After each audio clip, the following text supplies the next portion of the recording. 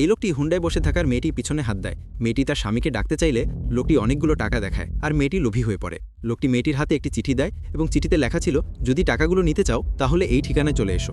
মেয়েটি মুচকি হাসে এবং লোকটি চলে যায়। সন্ধ্যার সময় মেয়েটি ওই লোকের বাড়িতে চলে আসে। লোকটি বলে, আমি জানতাম তুমি আসবে, কারণ তোমার মতো মেয়েদেরকে আমার চেনা আছে। মেয়েটি বলে, আমি ওই রকমের মেয়ে না, আমাকে তুমি 1 লাখ টাকা দিতে চেয়েছিলে, তাই আমি এসেছি, আমার টাকা দাও, আমি চলে যাব। লোকটি বলে, আমি যেভাবে বলবো এভাবে যদি কাজ করো তাহলে তোমাকে তোমার টাকা দিয়ে দিব। লোকটি আবার বলে, তোমাকে দেখতে তো ভদ্র ঘরের মনে হয়, তাহলে তুমি এসব কাজ কেন করো? মেয়েটি বলে, আসলে আমার অনেক ভালো ঘরের বিয়ে হয়েছে, কিন্তু আমার স্বামীর বেতন অনেক কম। বিয়ের পর আমি রোজ পার্টিতে যেতাম এবং জুয়া খেলতাম, এবং এভাবেই আমার 10 লক্ষ টাকা ঋণ হয়ে যায়। এখন এই কথাটা আমি আমার পরিবারের কাউকে বলতে পারছি না, সবাইকে সবার টাকা ফেরত দিয়ে দিব, তাই আমি এই কাজে যুক্ত হয়েছি। লোকটি বলে, আচ্ছা ঠিক আছে, তুমি ঠিক জায়গায় এসেছো, আমার সাথে এসো। লোকটি মেয়েটিকে অন্য একটি ঘরে নিয়ে যায় এবং বলে, এই যে লোকের সাথে দেখা করো। লোকটি মুখ ঘোরায় এবং মেয়েটি দেখতে পায় এটা আসলে তার স্বামী। মেয়েটি চমকে যায় এবং জিজ্ঞেস করে, তুমি এখানে? লোকটি বলে, এই আমার প্ল্যান ছিল। সকালের দিকে লোকটি তার বন্ধুর সাথে দেখা করে বুদ্ধি চায়। লোকটি তার বন্ধুকে বলে যে আমার স্ত্রীর মতিগতি ঠিক লাগছে না, ও সবসময় ঘোরাফেরা করে এবং পার্টি করে, আমার মনে হয় বিপদে চলে যাচ্ছে, আমার খোঁজখবর নিয়ে দেখা দরকার।